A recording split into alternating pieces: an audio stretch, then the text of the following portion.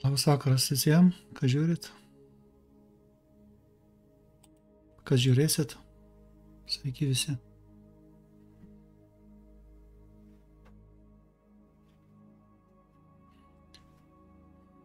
Taigi šiandien nusprendžiau pirmadieniais,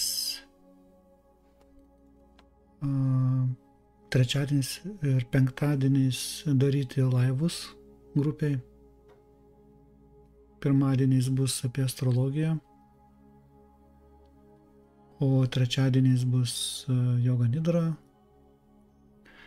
Ir planuoju perskaityti Patandželio jogos sutras. Tai yra klasikiniai jogos tekstai. O čia pas mane yra tokia knyga. Vadinasi Joga sutra Patandželį. Su komentarais Svami Satyananda Sarasvati. Šitą knygą po truputį verčiu į lietuvių kalbą, pasinaudodamas dirbtiniu intelektu. Tai va, ir nusprendžiau, kad tiesiog ją skaitysiu, gal kai kur pakomentuosiu. Nes realiai tai yra apie tai, kas yra dvasinė praktika. Kas yra, kaip sakant, patvirtinta ir daugelį tūkstančių žmonių. Tūkstančius metų. Ir tai, ką kalbėsim, tai yra tiesiog klasika. Ir čia nieko daugiau neprisigalvosi. Taip, yra įvairiausių tam tikrų niuansų, tarkim, žmonės keičiasi mentalas, keičiasi kultūra, keičiasi žmonės, bet realiai vidinis mechanizmas praktiškai toks pat, protas tas pats yra. Panašiai veikia, nors kaip yra sakoma, kad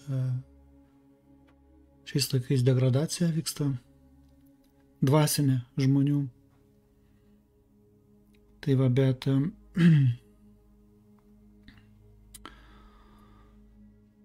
o techninis progresas, vienu žodžiu, dvasinė degradacija.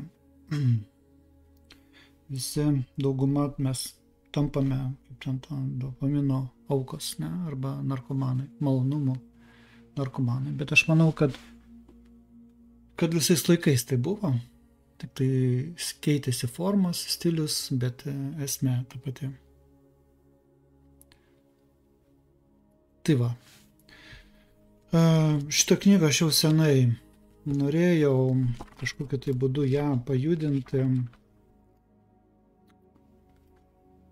Būtent Joga sutras ir būtent su Svami Satyananda Sarasvačio komentarais, nes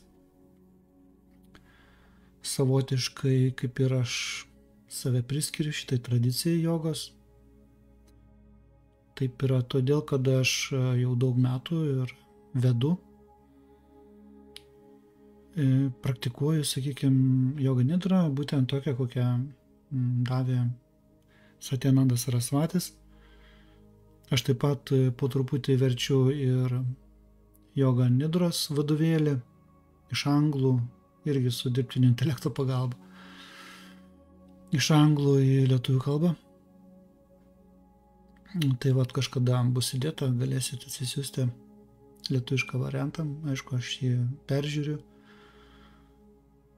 Lyginu su rusiškais variantais, vertimais. Rusiškas labai prastas joga nidros vadovėlį vertimas. Va, taip pat aš esu savo laiku mokinausi pas vieną irgi gana rimtą tokį jogos mokytoją, būtent joga nidra. Ir jo paskaitose irgi jis ten, kaip sakant, nagrinėjo šitas temas ir tai va, joga nidra aš pats kaip ir dėstau nuo 2004 metų, o iki tol praktikavau asmeniškai. Gal 4 metus asmeniškai praktikavau. Po to pradėjau dėstyti, tai va. Ir po truputį prisiliesdavau būtent prie šito mokytojo, Svami Satyananda Sarasvačio mokymų, per knygas pagrindė. Tai va, gerai. Tai pradžiai noriu jums pasiūlyti meditaciją.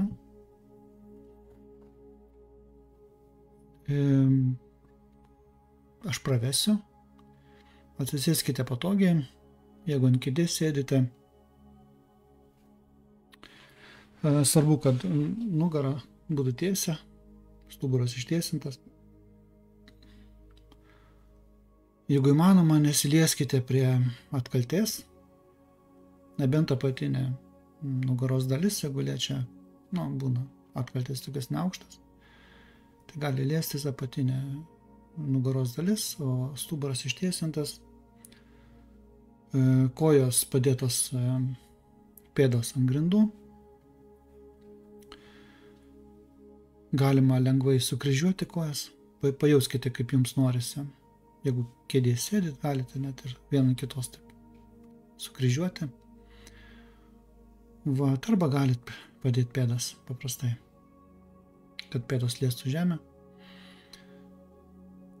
O jeigu sėdite ant kilimėlio, ant grindų, tai atsisėskite į turkišką poziciją. Meditacija vyks apie 10 minučių, 15. Tai va, gerai.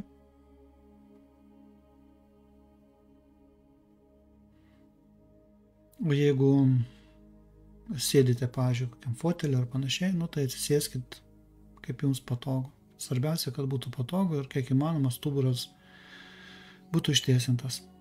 Tai yra išorinės sąlygos, jos nėra svarbiausios.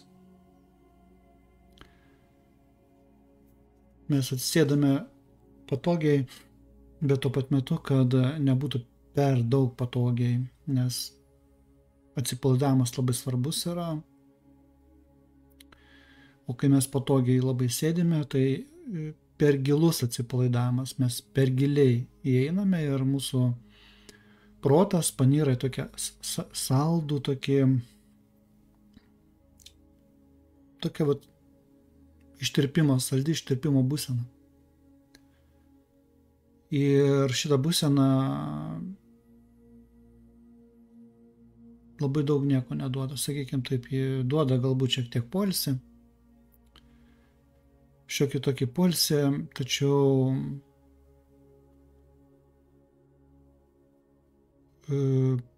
kažkokia tai gilesnės transformacijos neįvyks. Taip kad todėl pratintis reikia iš karto, kad atsipalaidavimas būtų, bet tuo pat metu mes kontroliuotumėm per kūno padėtį būtent savo žvalumą vidinį, dėmesingumą, žvalumą. Bet atsipalaidavimas pirmo vietoje. Taigi rankos padėtas irgi patogiai. Įsitaisom ir aš dabar pravesiu meditaciją. Pradžioje pajauskime visą kūną, kaip jis spaudžiasi grindis, savo kūno svorį. Pajauskime savo kūno svorį. Aš kalbėsiu taip, tartum jūs sėdite ant kėdės. Jeigu jūs sėdite fotelėje ar ant grindų, tai jūs daugmaž supraskit panašiai, kaip reikia elgtis. Taigi dabar pajauskite savo pėdas, kaip jos liečiasi prie grindų. Pajauskite blauzdas, kelius, šlaunis. Pajauskite savo šlaunis, kaip jūsų šlaunis liečiasi prie kėdės, kaip pajauskite savo kūno svorį. Šlaunis, sėdmenis, pilvas, apatinė nugaros dalis, krūtinė, visa nugara, mentis. Pajauskite savo delnus, riešus, dilbius. žastus,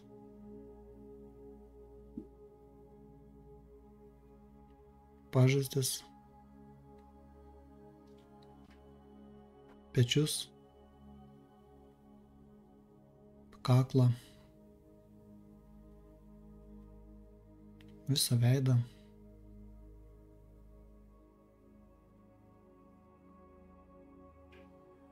pakaušį, visą galvą. Ištiesinam dar stuburą. Įsivaizduokime, kad mūsų už pakaušio šiek tiek link lubų patraukiam aukštyn. Ir šiek tiek pasiruojam į šonus. Įsivaizduokime, kad mūsų stuburas yra gėlės stiebas, o mūsų dubuo yra tarytum vazonas, o mūsų galva tai yra žiedas, gėlės žiedas. Ir virš mūsų yra švytinti saulė ir gėlės žiedas stiebės link saulės.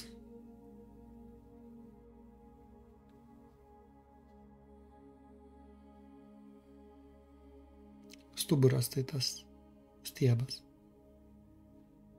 Mūsų rankos tai yra lapeliai.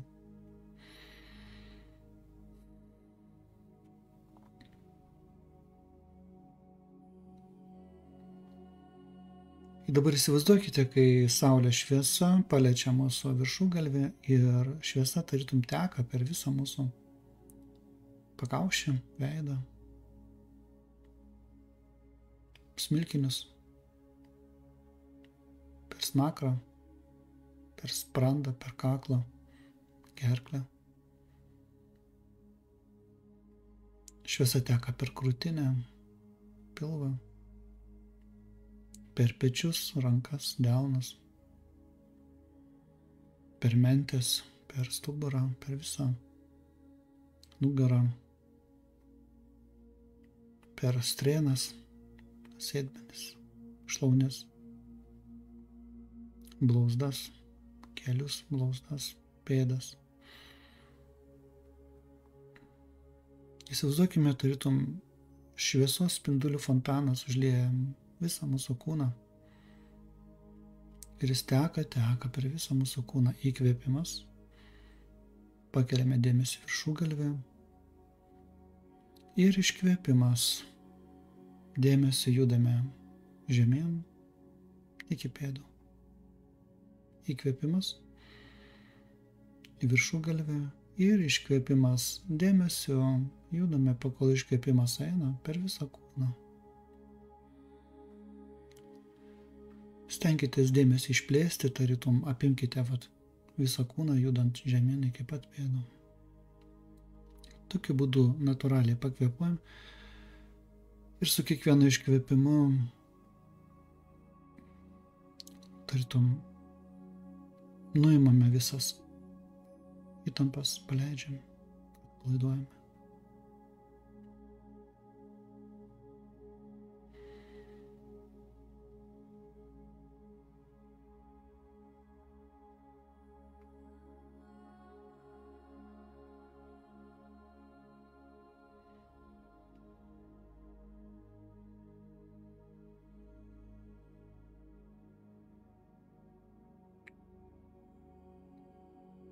Dabar įsivaizduokite, kad ta šviesa pradeda skverbtis pro viršugalvį, užpildo mūsų galvos smegenis.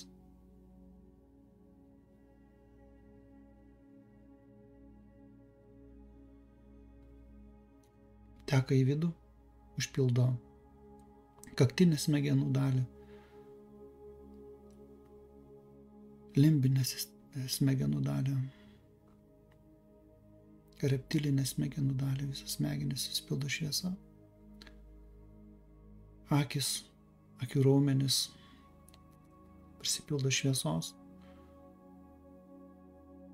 nosis, kanalai kvėpavimo, burnos ertmė, liežuvis, dantenos, lūpos,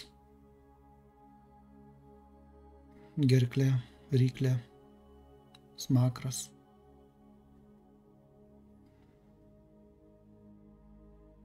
kaklo slanksteliai, raumenis.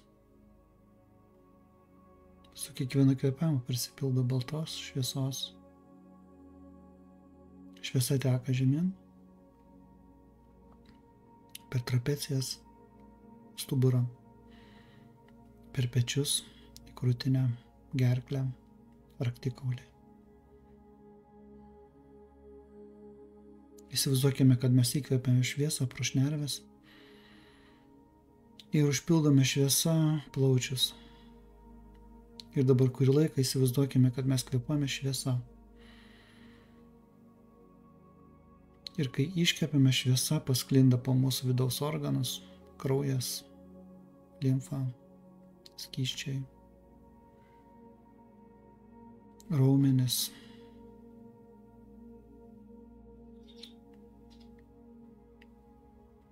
kaulai, kremzlės, vidaus organai, skrandis, prisipildo baltos šviesos, kepenys, tulžis, diafragma, kasa, 12 pirštai žarna, inkstai, šlapimtakiai, antinksčiai, žarnynas, storasis, plonasis, lytiniai organai. Ir šviesa užpildo ištirpdydama visą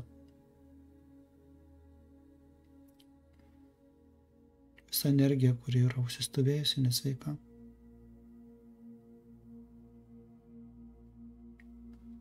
Užpildome šviesą dubenį, pilvą, dubenį, apatinę nugaros dalį. Pilvo ertmę šviesa.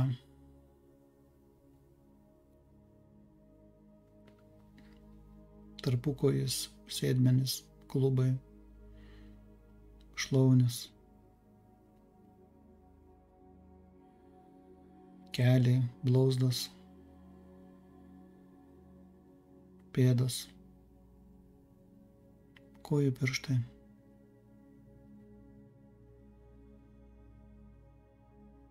Ir dabar įsivaizduokime, kad mes įkvepiame šviesą pro viršugalvį ir iškvepiame pro pėdas.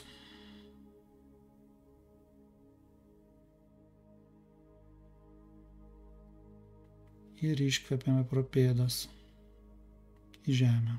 Siunčiame į žemės centrą.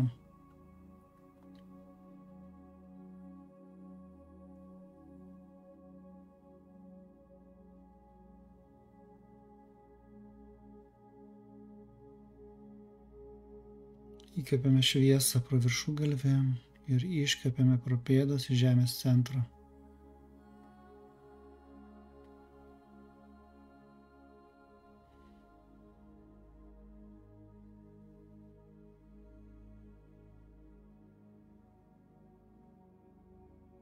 Ir dabar tiesiog paleidžiame viską ir pabūname savyje porą minučių, 3 minutės. 3 minutės pabūnam. Tiesiog sąmoningai pakvėpuokit, nieko nedarykit. Būkite nieko nedarėme, bet suvokite savo kūną, pojūčius, užimkite stebėtojo poziciją.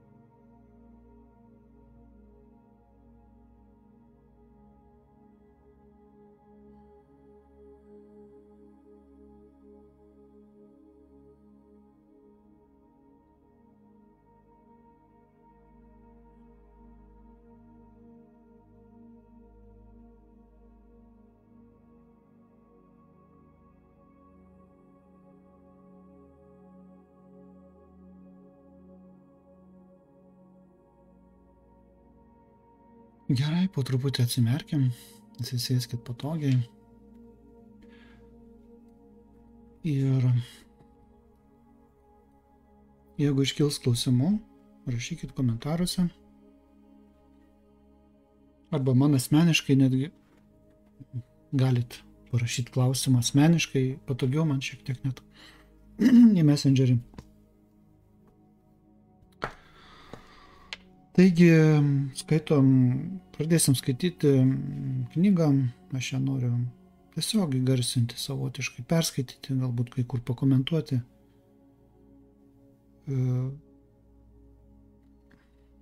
Nes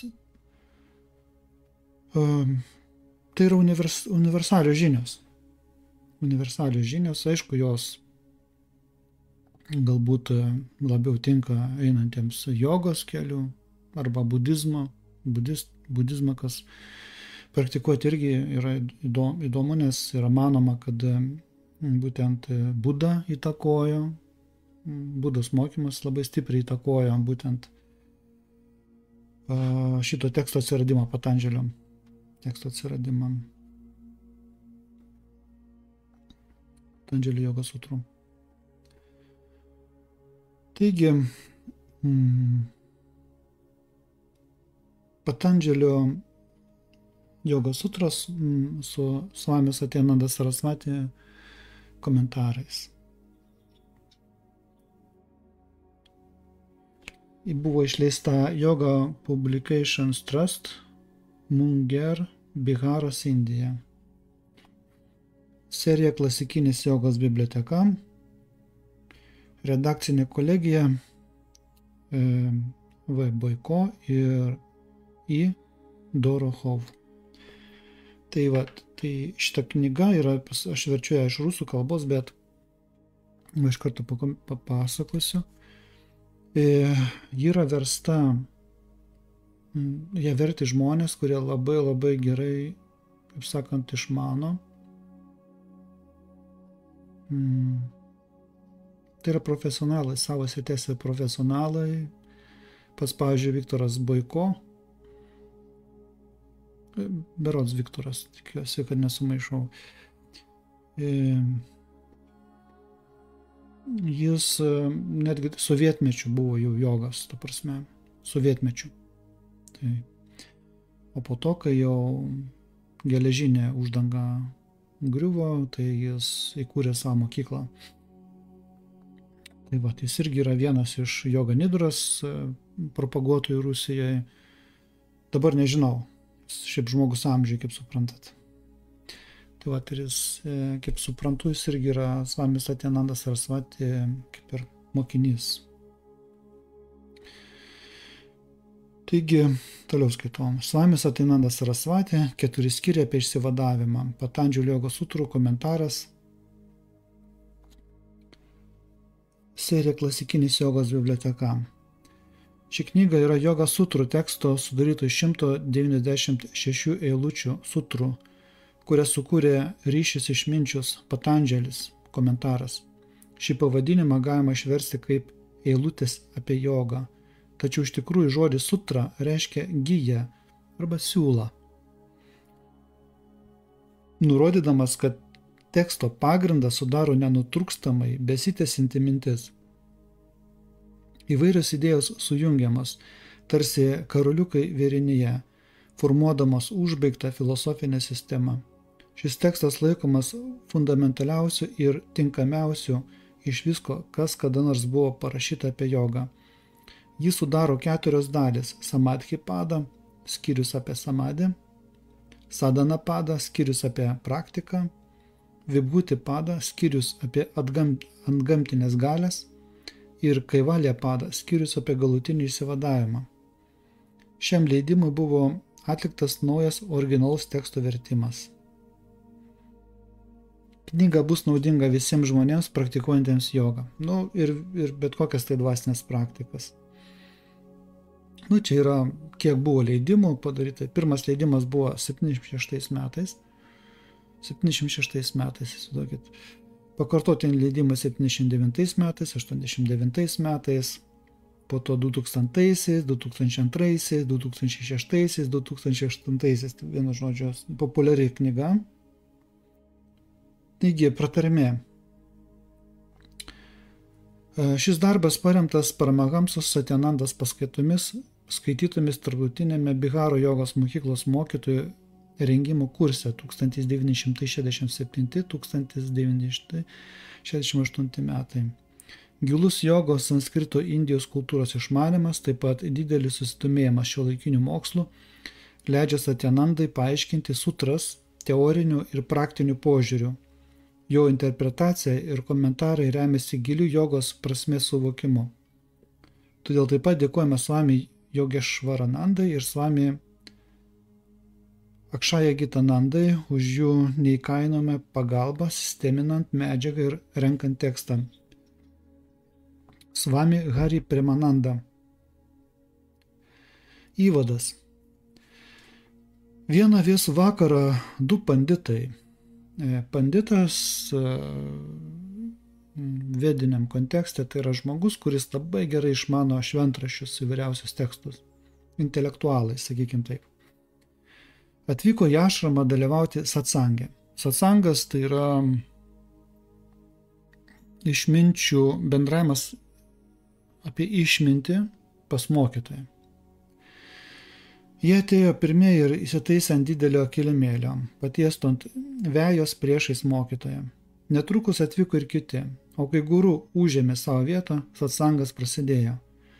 Iš pradžių buvo aptariamos asanos, tai yra fiziniai pratimai, pranajama, kvėpavimo pratimai ir kitos jogos technikos, bet netrukus panditai pareiškė, norėtume išsiaiškinti filosofinę samadį prasmę pagal Patandželio traktuotę. Diskusija prasidėjo. Vienas iš panditų tvirtino: Asampragyata ir nebidža samadį, tai akivaizdžiai tas pats.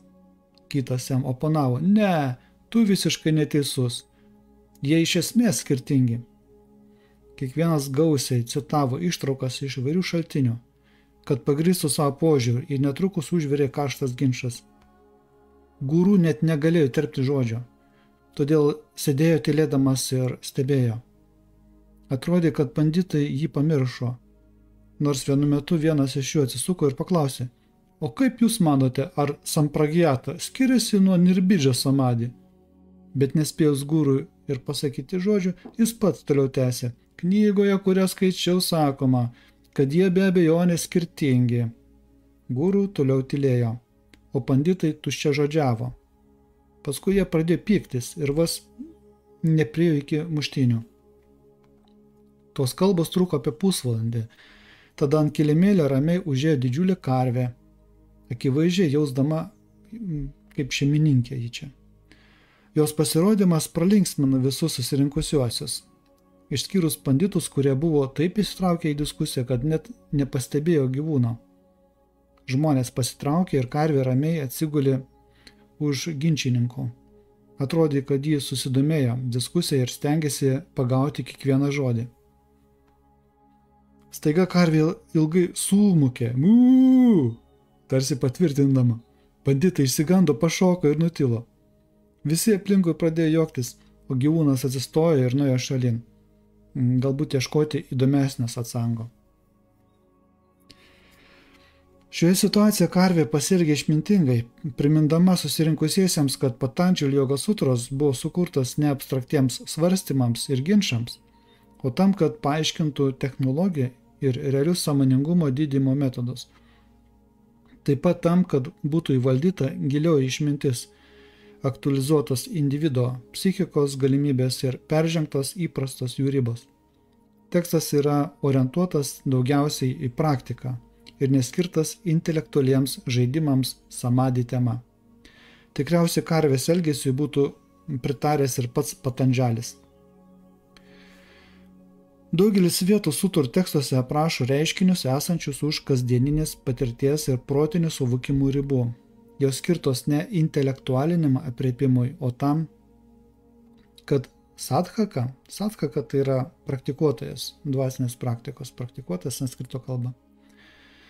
Sadhaka, Patandželio ar bet kurios kitos jogos sistemos sekėjas palaipsniui įsiskverbtų į giliausius savo esybės aspektus, suvokdamas sutrų teksto prasme per asmeninę patirtį. Čia reikėtų pabrėžti, per asmeninę patirtį. Sutros leidžia nustatyti judėjimo teisingumą, praktikos teisingumą ir padeda toliau judėti pirmin. Jų neįmanoma suprasti, jos ir nėra skirtos supratimui. Sutros tai žemėlapis, kelrodis kopimui iš žemiškų į aukštesnius sąmonės lygius, galiausiai vedantis į išsivadavimą. Šis tekstas nurodo kelią į absoliučią laisvę per reguliarią jogos praktiką. Apie ją sutrose ir komentatorių darbuose pateikiama visa reikalinga informacija. Šios pratarmės tikslas yra suteikti pagrindinės pradinės informacijos žinias. Antra, pabrėžti sutrų tobulumą ir nuoseklumą, kad skaitytojas galėtų aiškiai pamatyti prasmę glūdinčią pagrindinėme tekste. Trečia, nurodyti keletą esminių momentų, kuriuos galima praleisti dėl tariamo šių eilučių paprastumo. Knygos struktūra. Ši knyga yra joga sutrų teksto sudaryto iš 196 eilučių sutrų, kurią sukūrė Ryšis Išminčius Patandželis, komentaras. Šį pavadinimą galima išversti kaip eilutės apie jogą. Tačiau iš tikrųjų žodis sutra reiškia giją, nurodydamas, kad teksto pagrindą sudaro nenutrūkstamai besitęsianti mintis. Įvairios idėjos sujungiamas tarsi karoliukai vėrinyje, formuodamos užbaigtą filosofinę sistemą. Šis tekstas taip pat vadinamas joga daršana, kas paprastai verčiama kaip jogos filosofija. Šiaip daršana yra pamatymas. Daršana reiškia matyti realybę tokią, kokia yra. Be vertinimo kažkokia tai tiesiog tiesa, matyti tiesą, sakykim taip. Čia toliau paaiškina. Jis tiesiog reiškia regėjimą ir kilęs iš šaknies driš, kuri reiškia matyti. Ir yra giminingas žodžiui drišta, stebėtojas. Daršana yra regėjimo procesas, o joga daršana reiškia suvokimą per jogą. Turimas omeny suvokimas ne rega, fizinė rega turima, ar kitas jutimo organais, o suvokimas anapus jų veikimo diapazonų. Tai nenutrūkstamas savistabos procesas, vykstantis laikino jutimo organų atjungimo režimu, tai yra atsitapatinimo režimu. Tai reiškia, tarkim, galima, meditaciją, kai mes darom, mes stebim savo kūną. Ir mes, tarytum stebėtojai, ten dėmesį nukreipiam ten, tarytum kūną stebim. Tai yra pradžia tokia.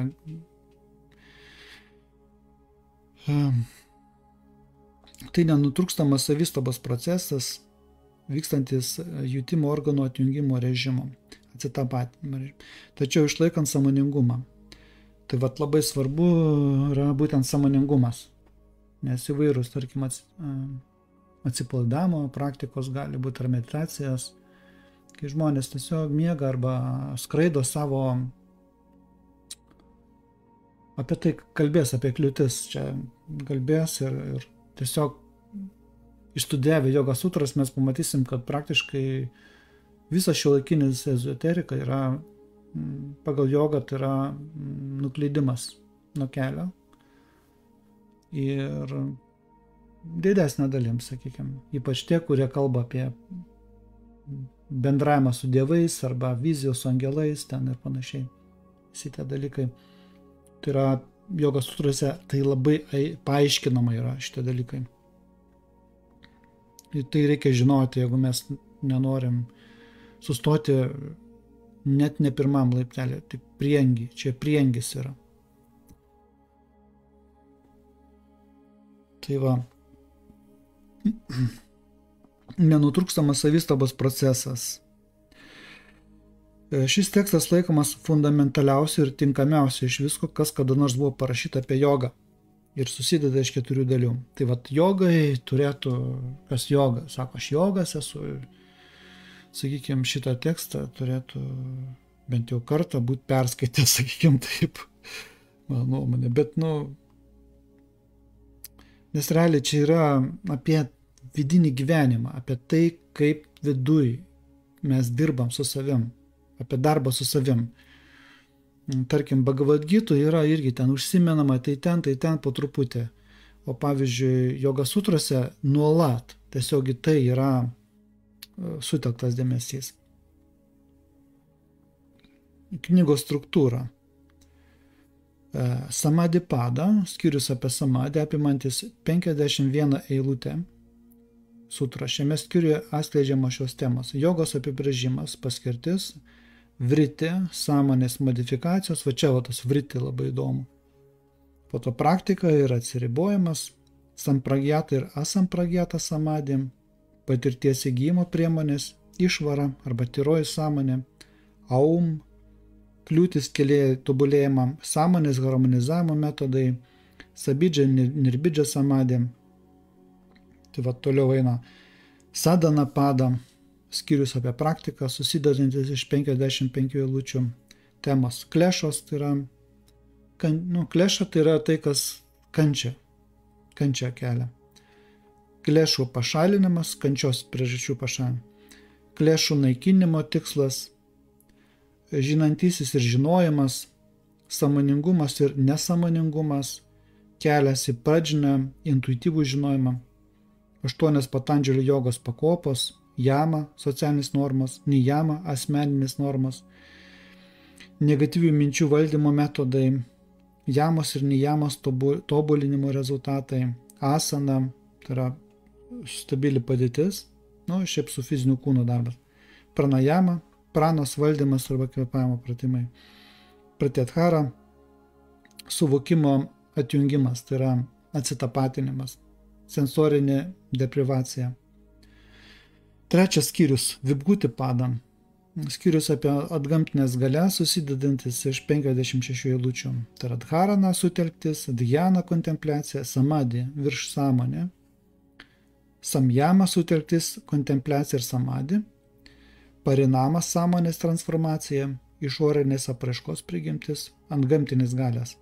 Ir 4 knygos skyrius, kaivalja pada, skyrius apie galutinį įsivadavimą, susidedantis iš 34 eilučių, pasakojančių apie atgamtinių galių pasiekimo priemonės, individualizacijos priežastį, asmeninį ir visuotinį protą, apie karmą, iš anksto nulemtas mintis ir veiksmus, visų daiktų vienybę, suvokimo teoriją, protą kaip nesąmoningą įrankį, kelią į absoliučią laisvę kaivalją. Visos teksto eilutės išdėstos nuosekliai, kiekviena savo vietoje su konkrečiai tikslu. Patandželis perina nuo sutros prie sutros, nuo temos prie temos, vadovaudamasis tobulą nepriekaištingą logiką. Kiekvienas sanskrito žodis kontekste turi griežtą prasmę, techniniams terminams suteikiami aiškus apibrėžimai. Tai sumažina nesupratimo ir painiavos riziką dėl žodinės kalbos žodžių prasmės variabilumo.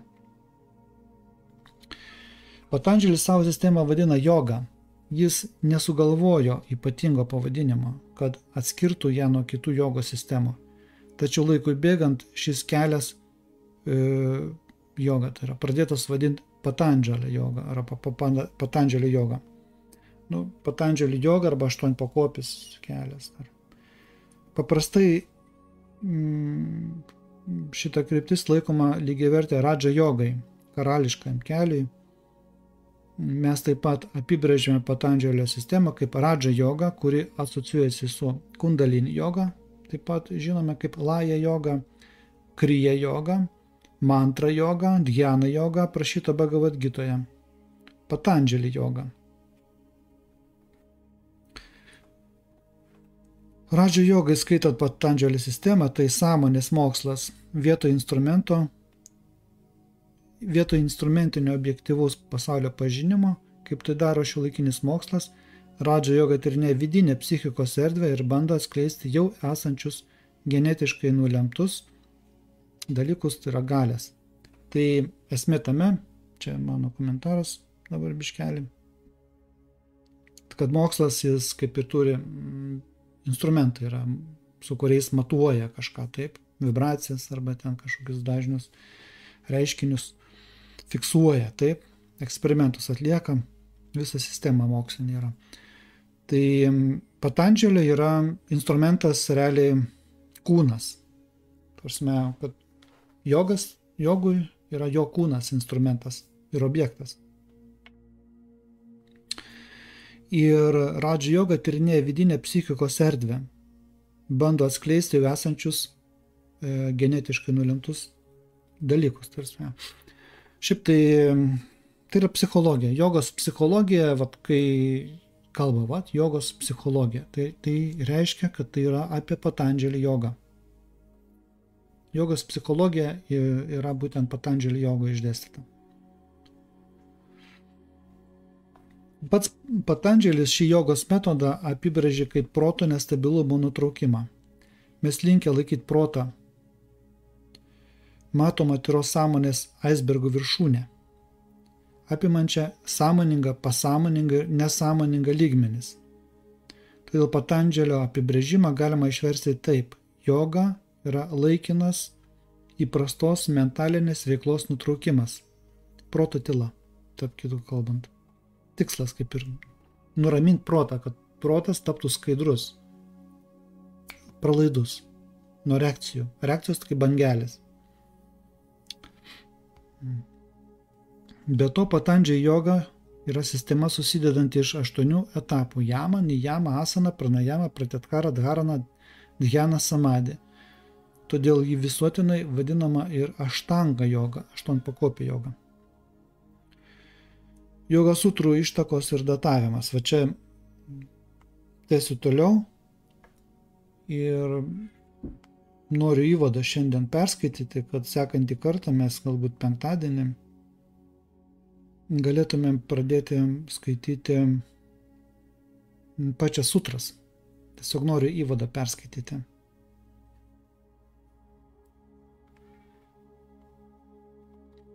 Joga sutrų ištakos ir datavimas. Viena iš tradicijų teigia, kad joga sutras suformulavo Hiranyagarbha Brahma. Dėl paprastumo tarkime, kad jis tai padarė per žmogaus vardu Patandželis veiklą. Kai kurie specialistai mano, kad šis ryšys gyveno 4 amžiuje po Kristaus, o kiti, kad tai buvo apie 50 metų po Kristaus. Vieni tvirtina, kad jis nebejotinai egzistavo apie 400 metų prieš Kristų, o dar kiti, kad visa tai buvo prieš 5000 metų. Trumpai tariant, visuotinai priimta, nors ir toli gražu neginčiama data yra 400 metų prieš Kristų. Vienu žodžiu, nėra aiškiai, nes, kaip sakant, užfiksuota, kada tas tekstas buvo sukurtas. Tai va.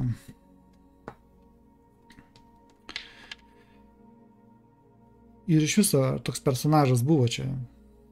Klausimas, ar tai buvo grupė žmonių, ar autorius nežinomas. Tai vat, tokio aiškumo nėra, bet kad tekstas yra ir autorius įvardinamas kaip Patandželis. Bet esmė ne tame, kad tai yra būtent sukoncentruotas žinios, jogos žinios sukoncentruotas. Joga sutrų metafizikos pagrindas yra filosofinė Sankhijos mokykla, kurią sukūrė Rišis Kapila. Ji egzistavo dar prieš budizmo atsiradimą. Pats Buda studijavo Sankhiją Alarkalamo ašrame ankstyvajame savo nušvitimo paieško etape. Ši sistema egzistuoja be Dievo idėjos, teigdama, kad jo buvimas ar nebuvimas neturi reikšmės asmeniniai sadanai, dvasiniam keliui. Ta pati tvirtina ir Buda. Patandželis savo ruožtų nesutinka nei su Buda, nei su Sankhija, įvesdamas Dievo sąvoką. Tačiau daro tai labai išmintingai, kaip galinga priemonė sadanai tiems, kurie linkia į bhakti jogą.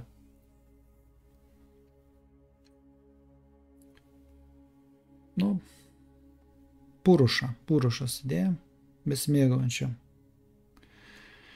Įvedam. Vieni sako, kad Patandželis patyrė džinizmo įtaką, kiti, kad jis pats jį paveikė. Vieni tvirtina, kad budizmas iš dalies pagrįstas joga sutromis. Kiti, kad Patandželis rėmėsi budistiniais įsitikinimais ir praktikomis. Būtent apie tai aš girdėjau, kad būtent budizmas įtakoja Patandželio jogos sutrų atsiradimą. Tai ir mokslininkai, bet iš tikrųjų tai yra viena iš idėjų. Kaip yra iš tikrųjų, čia tik Dievas žino.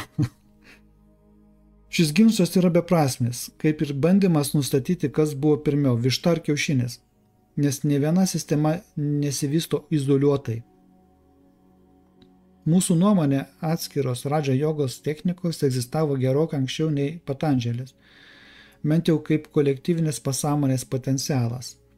Gali būti, kad joga sutros yra anksčiau žinomų nurodymų rinkinys perduodamas iš guru mokiniui, žodžiu, kai tik Patandželio talentas leido jam šią sistemą užrašyti.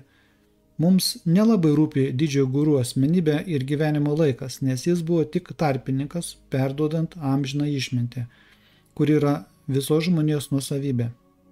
Dar klausimas, ar jis buvo tas Patandželis šiaip jau. Tai vat. Greičiausiai galimai man taip atrodo, kad tai net ne asmenybė buvo.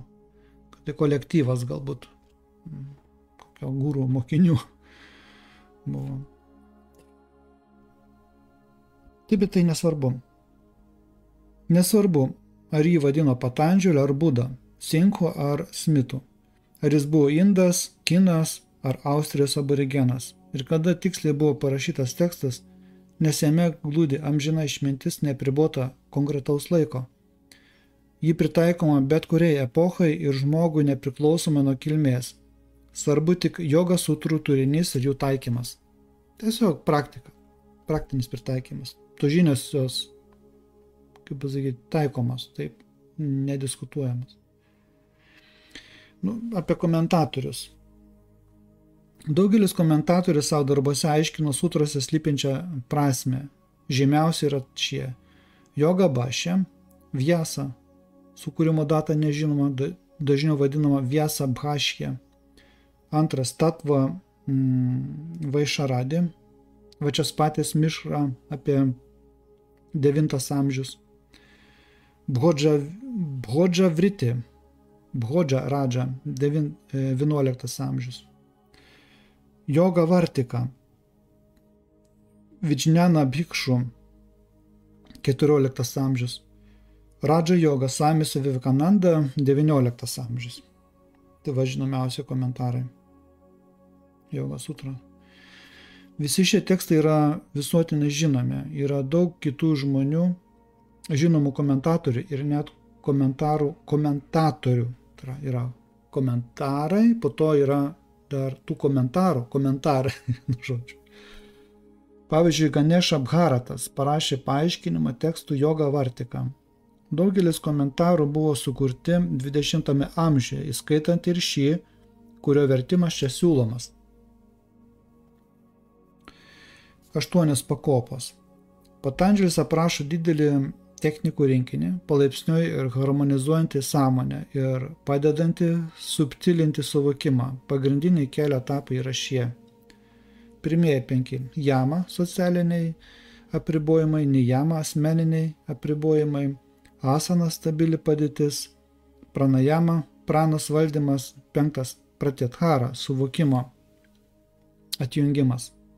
Tai išorinės jogos priemonės, bhagiranga. Jos palaipsniui paruošia kūną ir psichiką šiems etapams. Sekantis etapai tai yra dharana sutelktis, dhyana kontempliacija ir samadhi tobula koncentracija. Šie 3 etapai yra vidiniai jogos technologijos komponentai antaranga. Tai yra bahiranga, bahir reiškia išorė, anga priemonės. Reiškia, tai yra jama, nijama, asana, pranajama, pratyadhara ir antaranga. Vidinės priemonės yra dharana, dhyana, samadhi. Paskutiniai 3 etapai yra vidiniai jogos technologijos komponentai antaranga. Pirmosios 5 pakopos riboja sąmonę, o paskutinis 3 ją išplečia. Riboja, tai tiesiog sąmoningas, tarkim, jeigu mes norim, tarkim, išsigydyti, aš pavyzdį paduosiu iš pasaulio, tarkim, žmogus nori išsigydyti iš kokios tai ligos ir jam reikia laikytis dietos. Jis tos dietos laikosi tam, kad išgytų. Lygiai taip pat ir jogą praktikuojantis, jis gali prisilaikyti tam tikrų apribojimų. Pavyzdžiui, jama, tai yra ahimsa, neatlik prievartos, apribojimas toks, nemeluok, nevok, paskui nesvetim mauk, vienu žodžiu. Ir panašiai. Tai yra tam tikrai apribojimai. Socialiniai, paskui asmeniniai, tam tikros nuorodos, tarkim, švaros yra, paskui disciplinos, tam tikros praktika, reiškia, gilaus apmąstymo praktika, ten Dievo išvaros atsiminimo praktika. Išvara kaip Dievas, sakyti.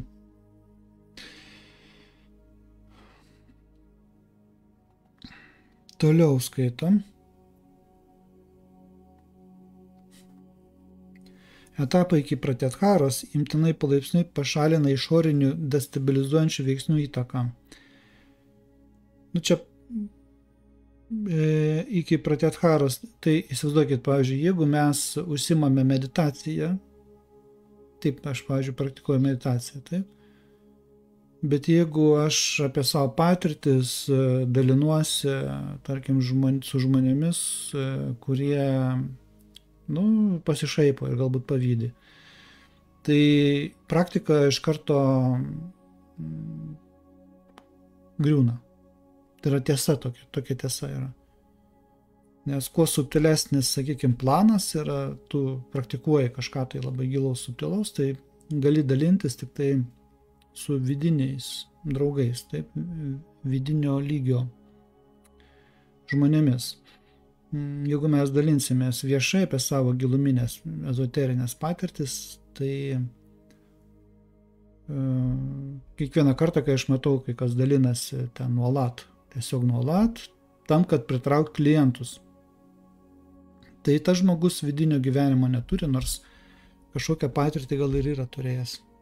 Nes jeigu tu daliniesi kažkokią patirtim, tu jau patirties nebeturi. Jau esi netekęs jos. Nors intelektualiai žmogus gali aiškinti, tačiau jis jau patirties nebeturi. Todėl tai apie kažkokį giluminių dalykų dalinimąsi, nekalbama. Tik tai galima kalbėti bendrais bruožais, nuasmeninant, kiek įmanoma. O jeigu mes asmeniškai dalinamės, aš asmeniškai kažkokią ten būseną, aš nušvitęs ir panašiai, tai tas žmogus realiai, jeigu ir buvo nušvitęs, jau kai jis tai ištarė, jis to netenka. Tiesiog negailestingas dėsnis čia yra, kas klausot, patikėkit. Lygiai taip pat žmonės, kurie kalba apie, netgi tie, sakykime, kalbėsim apie haliucinacijas proto, tam tikras, kai žmonės kalbasi su dievybėm, su angelais, tą informaciją gauna. Tai jeigu jie dalinasi viešai jau, tai jie irgi jau, jų protas sukuria, joga sutrose pamatysit, kaip paaiškinama, kaip protas veikia. Jis sukuria tokias iliuzijas, kad žmonės jie patikė į jas. Tačiau tai su realybė nieko bendro neturi. Tai visą didesnį dalim vakarietišką ezoteriką, ir rytietišką realiai, yra didelė dalim iš tikrųjų haliucinacijos, masinės iš tikrųjų, kur žmonės patikė. Ok, einam toliau. Taip. O pradedant nuo dharanos, dharana tai yra blokuojamos mintis, nu, čia reikia suprasti blokavimą, ne užspaudimą, bet tiesiog, tarkim, jeigu aš pamačiau žmogų ir jis man sukėlė kažkokias mintis ir aš iškart pamatau, kad tos mintis, nu, negatyvios kažkokios ir panašiai, aš jas ignoruoju. Tas blokavimas yra, nukreipiu dėmesį kitur. Čia va tai yra. Nu, neleidžiu jom vystytis, nekreipiu dėmesį į jas, tai yra tam tikras blokavimas. Tačiau ne užspaudimas. Užspaudimas yra, kai tu paneigi tai. Čia nenuneigi. Priėmi viską, bet tu tiesiog nemaitini savo dėmesiu. Tai yra mintis ir emocinės apraiškas. Taip sąmonė nutraukia įprastą veiklą. Tai yra ida ir pingala yra. Ida tai yra vidinis pasaulis, o pingala yra išorinis pasaulis. Ida ir pingala. Sušumna yra atrasti pusiausvyrą tarp išorės ir vidaus. Tai yra ida, pingala, sušumna. Tai yra sublimuoti išorinį ir vidinį. Dažnai būna, kad praktikai jie ignoruoja pingalą, atmeta išorinį pasaulį. Jis koncentruoja tik tai į idą, į vidinį tik tai, atsiriboja nuo gyvenimo. Sušumna neaktyvinasi. Arba reiškia, žmonės, paprastai žmonės, tarkim, nu, normalus, tarkim, kaip mes. Visi į išorę, mes esame išorės. Sekam politiką, čia tas anas, reiškia, ten reikalai, ten kažkokie ten dalykai, vaikai, šeima, vyras, žmona, įvairios problemos, mes visi išorė esam. Ir nebėra laiko idai, vidiniam pasauliu, ida. Ida, pingala, žinot, tai 3 kanalai pagrindiniai. Va, sušumna transcendentinis pradas, tai yra ne atitrukimas nuo materijos, o pusiausvyros atradimas. Toliau, tęsiu skaitimą. Išvardytas 8 pakopos nuosekliai stabilizuoja 5 vadinamosios žmogaus apvalkalus, sanskrito kalba koša. Tai va, energetinis žmogaus sudėtis aprašoma jogos sutrose, tai yra anamaja, koša. Koša tai yra sielos rūbai, vadinkim taip, fizinis. Anamaja, ana reiškia maistas. Po to pranamaja, prana tai yra prana energetika, energetinis, bioplazminis. Po to manamaja, protas. Protas tas emocinis ir racionalus protas. Po to vidžinanamaja, intuicija, intuityvioji išmintis. Ir anandamąją palaimą. Palaimos kūnas, tai yra tai, ką mes galime įvardinti sielą. Po to dar toliau yra būtent čia kūnas. Anandamąja tai yra dar palaimos kūnas. Pavyzdžiui, bhaktai, jie palieka palaimos kūnę, jie toliau neina. Nu, pavyzdžiui, joga eina toliau. Tai va.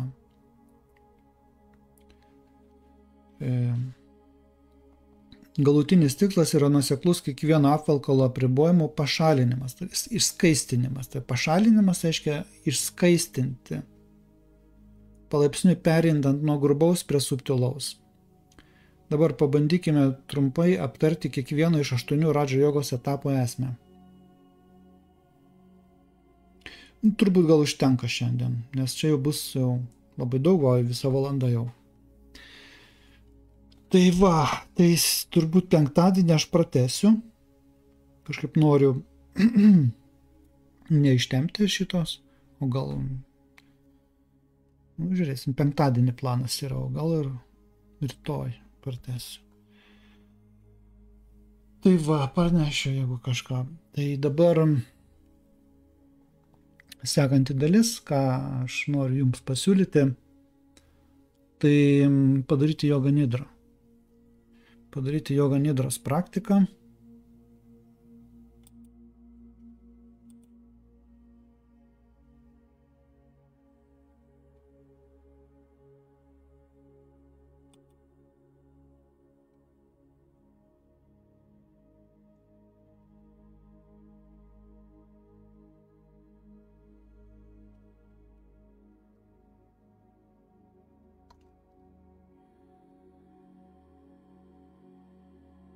Taigi,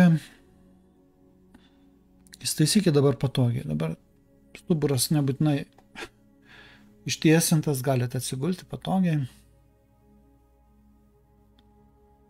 Galite ant kilimėlio, galite į fotelį, galite į kėdę atsiremti. Bet prieš tai pasirūpinkite, kad artimieji, jeigu namuose esat, netrukdytų jums. Bent pusvalandį.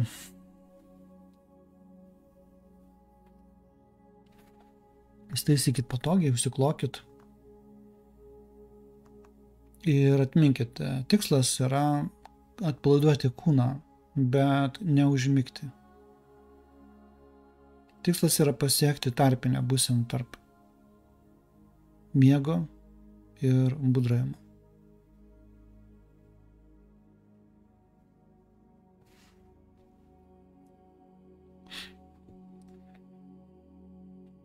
Taigi, akys užmerktos.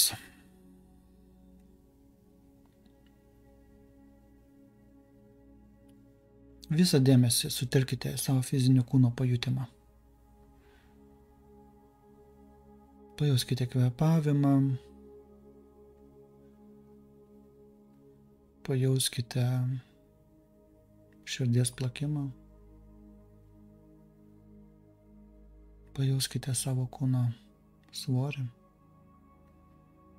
Kaip jis suglebęs yra.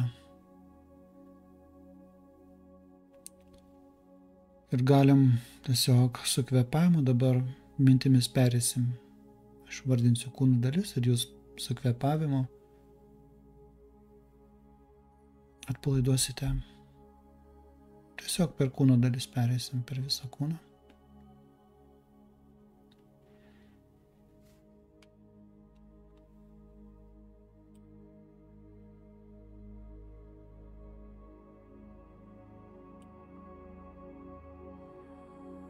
Pakelkime dėmesį pat viršugalvę ir atpalaiduokime viršugalvę, kaktą, akis, nosį, skruostus, lūpas,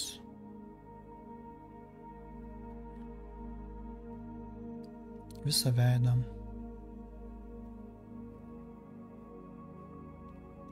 Pakaušį, visą sprandą,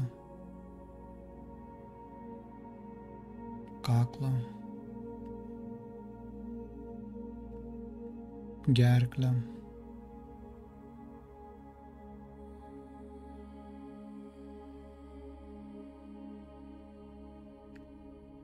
krūtinę.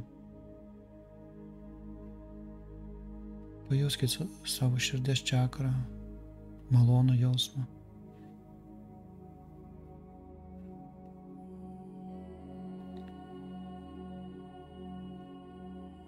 Saulės rezginę.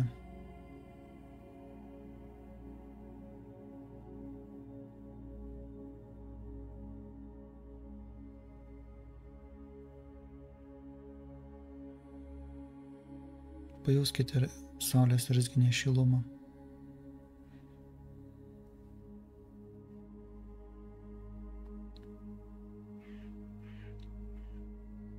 Pilvą, atpalaiduojame pilvą, bambą. Pajauskite kvėpavimą. Atpalaiduokite visą pilvą.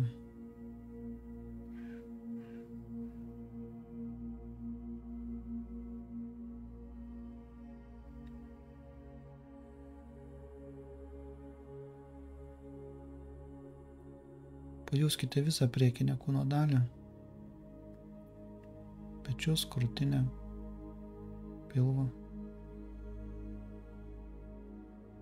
ir atpalaiduokite jį. Su iškvėpimu atsipalaiduoja.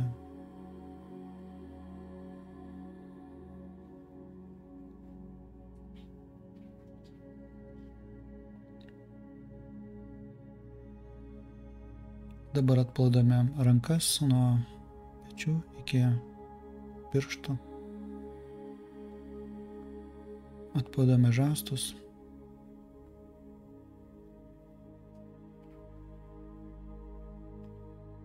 Alkūnės.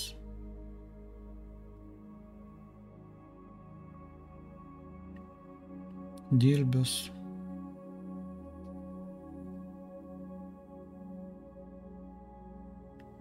Riešus.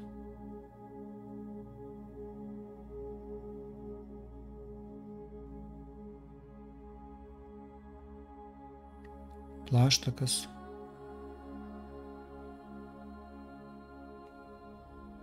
Pirštus.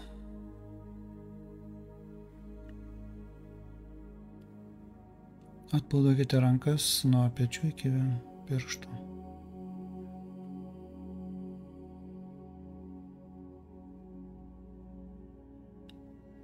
Pakelkite dėmesį dabar sprandą.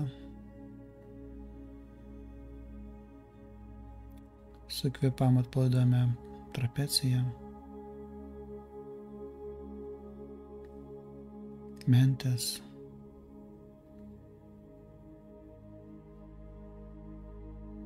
tarpmentė,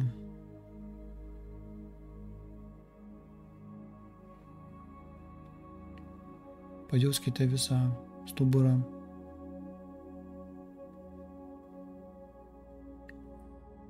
pat kryžkaulio. Ir atpalaiduokite stuburo slankstelį po slankstelio.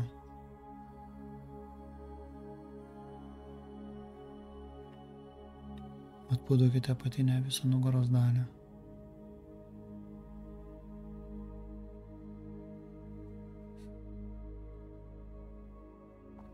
Kryžkaulį. Kvėpuokite į kryžkaulį ir atpalaiduokite kryžkaulį. Visą dubens sritį.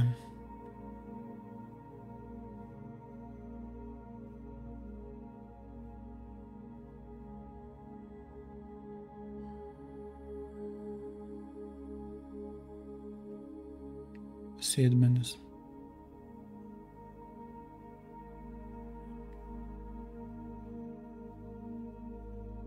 Atpalaiduokite abiejų kojų šlaunies. Su kiekvieno kvėpavimu atpalaiduojame šlaunies.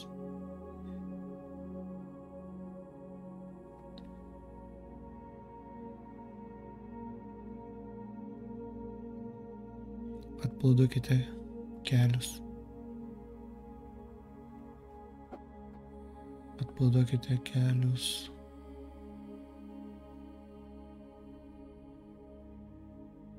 Blauzdas.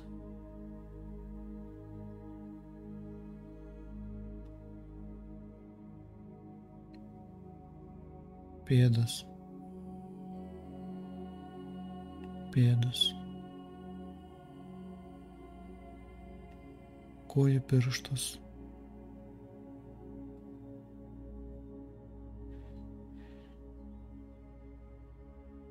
Pajauskite dabar visą kūną vienu metu.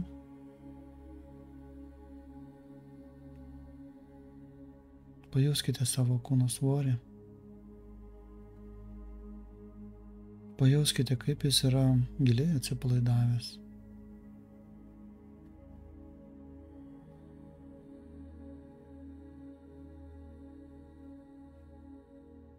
Pajauskite dėkingumą savo kūnui už jo tarnystę. Kūnas mums tarnauja.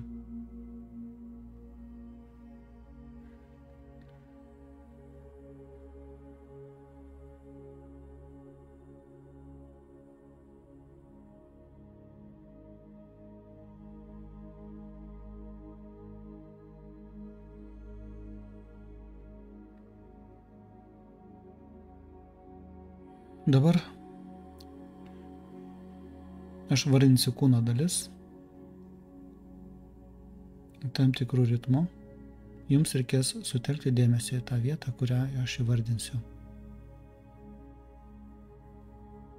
Pradėsime nuo dešinės pusės.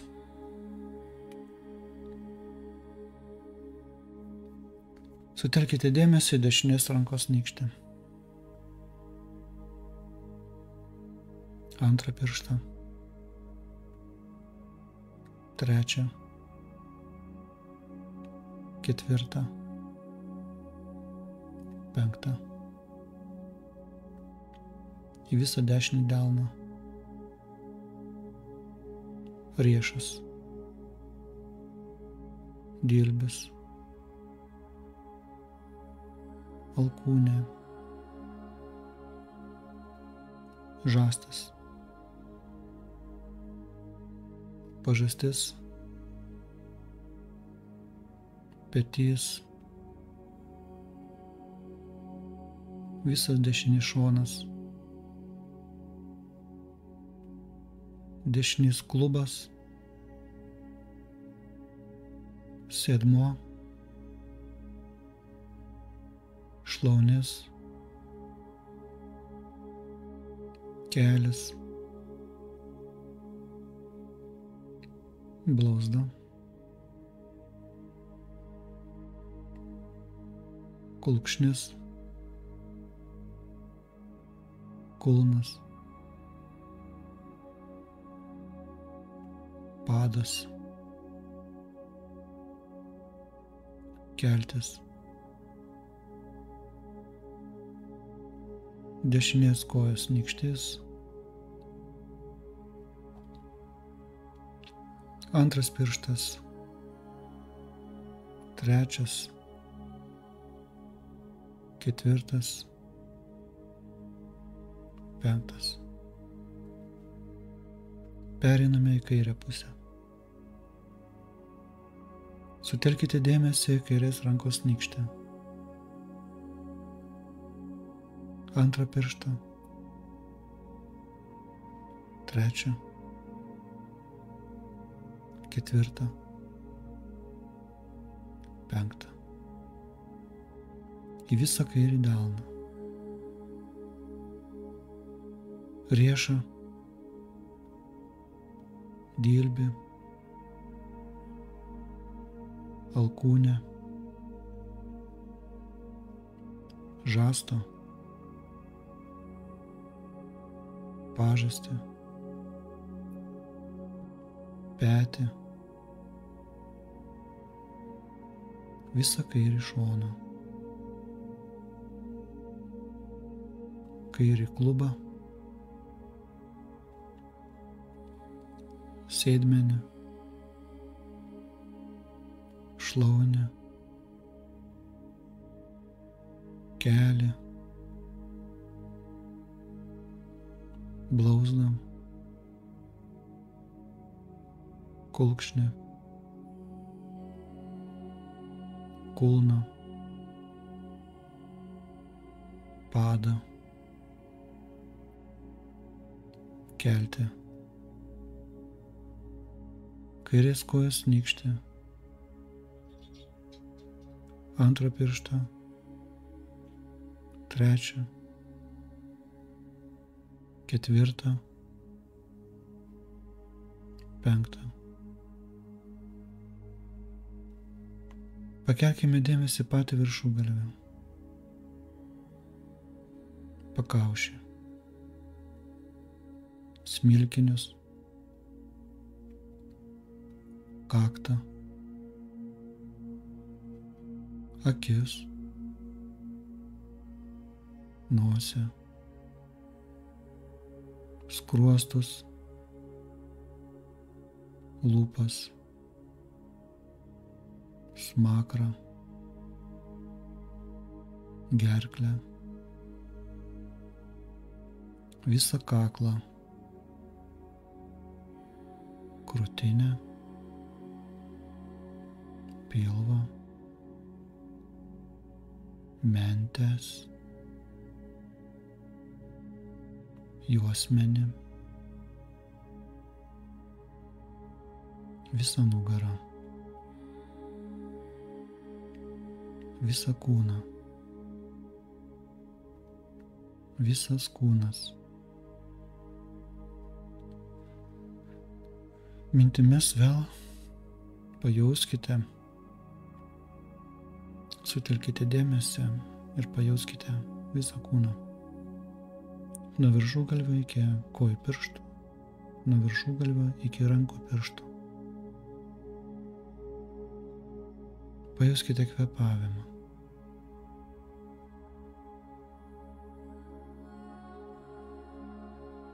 Pajuskite tą malonų jausmą. Atsipalaidavimo jausmas, saldus ir malonus. Tačiau jūs esate budrus ir suvokite.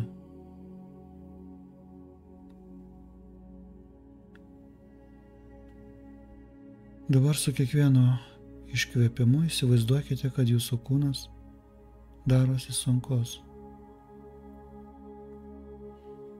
Jūsų kojos prisipildo švininių sunkumo. Rankos prisipildo švininių sunkumo. Pilvas, krūtinė, galva. Visas kūnas ypatingai sunkus, su kiekvienu iškvėpimu. Jis sunkėja ir sunkėja.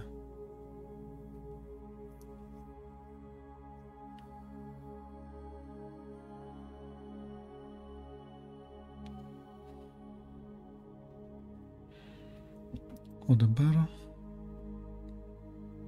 su kiekvienu iškvėpimu jūsų kūnas pradeda lengvėti. Jūsų delnai lengvėja, lengvėja rankos,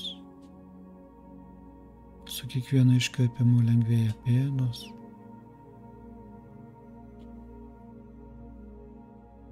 kojos. Su kiekvienu iškvėpimu lengvėja pilvas, krūtinė, nugara, lengvėja galva. Ir įsivaizduokite, kad jūsų kūnas toks lengvas, kad jis atsiplėšia nuo grindų ir jūs jaučiatės besvorėje erdvėje. Besvorė erdvė. Visiškas lengvumas.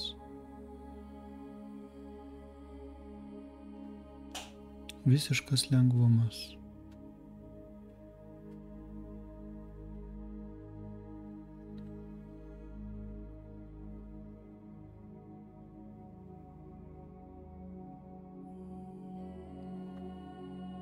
Dabar įsivaizduokite, kad jūs basomis žiemą vaikštote po šaltą sniegą. Ką tik šviežiai ant pievutės sniegas, šviežias sniegas. O jūsų pėdos įkaitusios, karštos ir jūs vaikštote po šaltą pievą, apsnigtą sniego.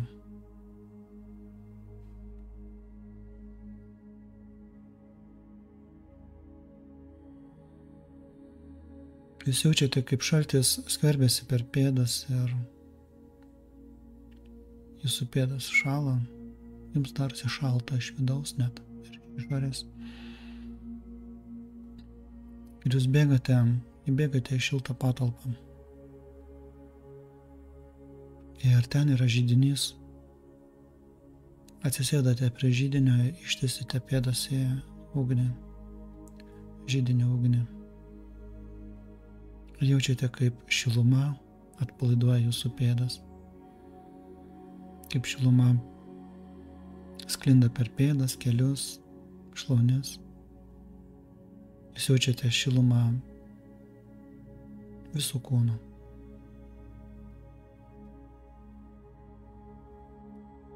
Ir kažkuriame etape jaučiate, kad jums jau karšta pėdoms ir jūs norite pasitraukti.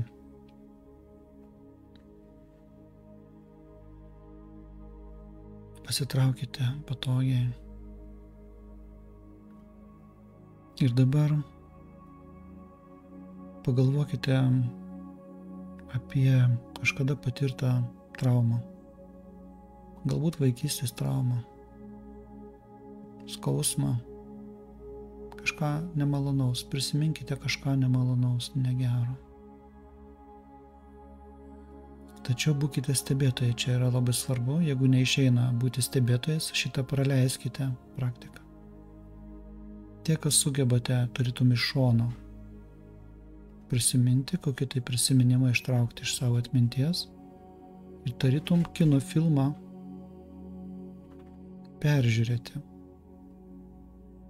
kaip buvo, kaip jautėsi, kokios emocijos kylo. Labai svarbu yra atsitapatinti, tarytum iš šono, įvertinti situaciją, niekaip nevertinant, nei kaltų ieškant, nei jaučiantis nukentėjusio, tiesiog įvykis.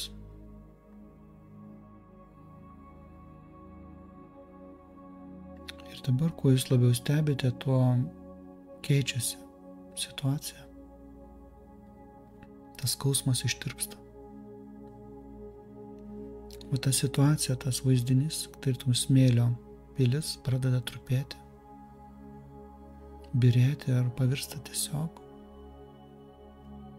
smėlį. Ir tą smėlį užlieja jūros banga ir nuplauna.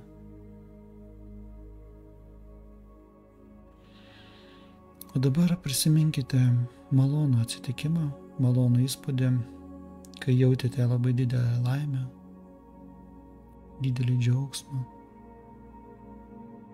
Tačiau taip pat giliai išgyvendami, tarytum filmą. Galite į priekį pasukti atgal, prisiminkite, kokius jausmus, emocijas išgyvenate.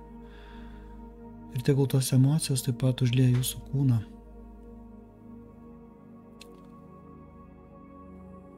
Pasidžiaukite visų kūnų, visą savo esybę.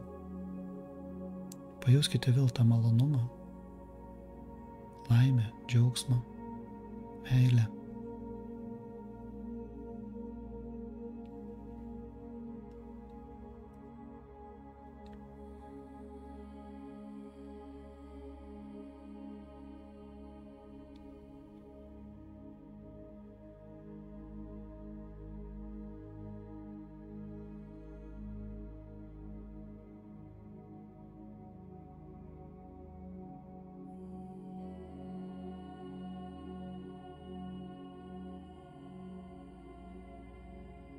O dabar vėl pajaučiame kūną, įsižeminame vėl. Pajauskite savo kūną atpalaiduotą, kojas, rankas, nugarą, pilvą, krūtinę, galvą, veidą, kvėpavę.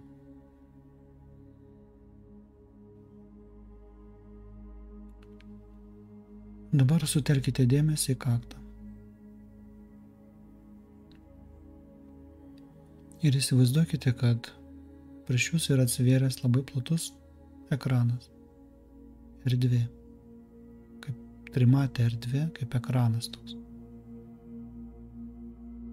Akis fiziškai taip pat šiek tiek pakeltos aukštyn, veidas atpalaiduotas. Ir dabar išlaikome dėmesį į kaktą ir stebėkite erdvę, prieš save atsivėrusią erdvę.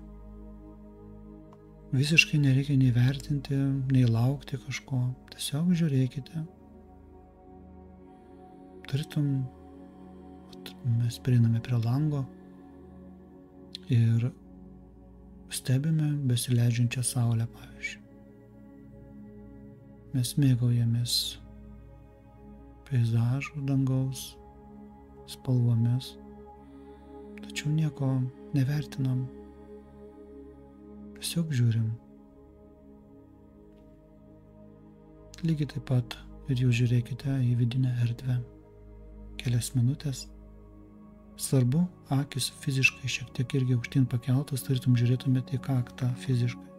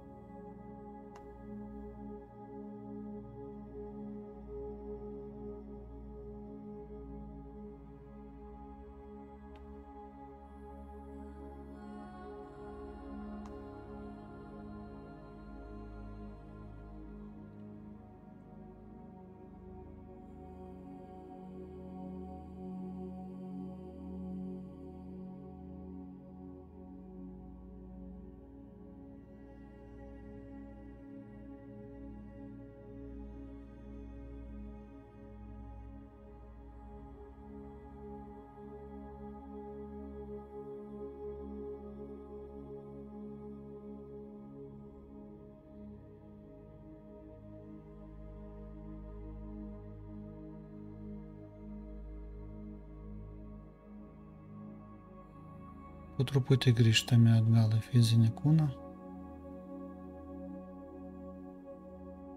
Pajauskite giliai atsipalaidavusi kūną. Pajauskite savo kvėpavimą. Dabar įsiklausykite į aplinkos garsus. Visiškai nesvarbu, kokie garsai, ar tai yra mašinų, automobilių garsas, iš gatvės einantis triukšmas, ar kitam kambarį kalbantis galbūt televizorius, ar žmonės kalbasi, ar medžio ošimas, vėjo, šiurenimas. Visiškai nesvarbu, įsiklausykite į garsus, išplėskite dėmesį į erdvę ir klausykitės, tartum visų savo kūnų, tampate, tartum jūsų kūnas yra kaip ausis, kuri klausosi.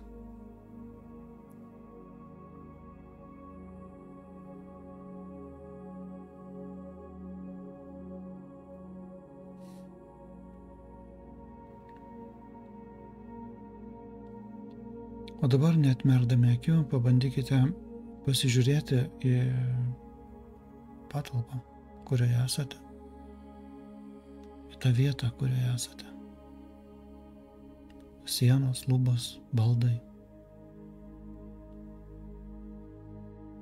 grindys, langai, durys. Pabandykite tarytum į savo kūną iš šono pasižiūrėti, kaip jūs praktikuojate jogą nidrą iš šono.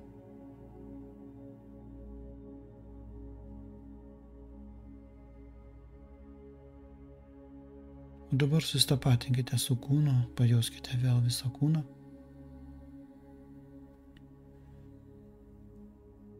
Ir po truputį pradėkite judėti, atsimerkite.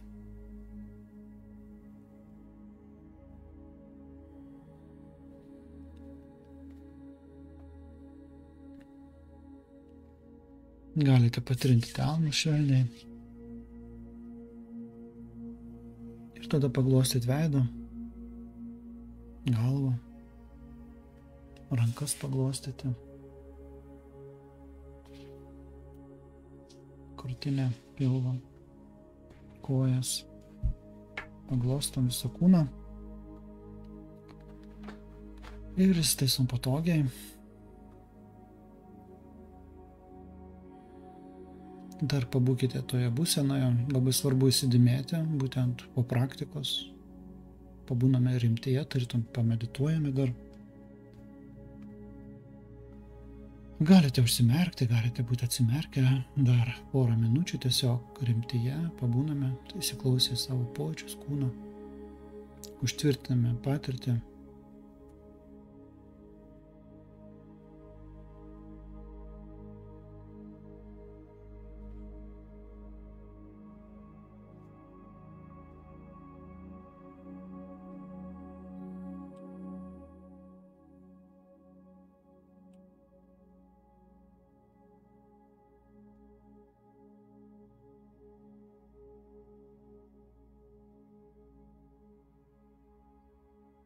Gerai. Om Tat Sat. Šiandien tiek.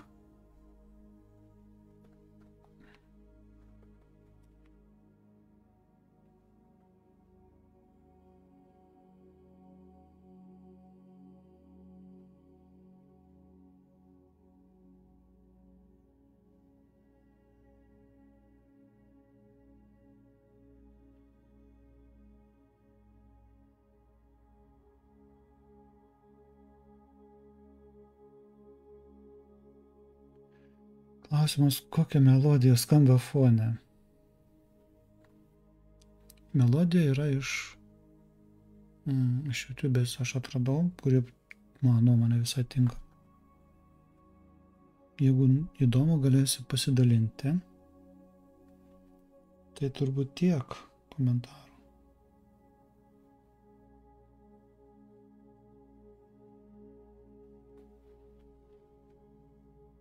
Kągi, tada iki sekančio karto, greičiausiai iki penktadienio. Pratęsiu skaitimą Joga sutrų. Ir rekomenduoju pasiklausyti. Bent perklausyt, bent jau žinosit. Kaip sakant, prie rimtų dalykų prisiliesit nors. Gerai, tada ačiū visiems už dėmesį ir iki sekančio karto.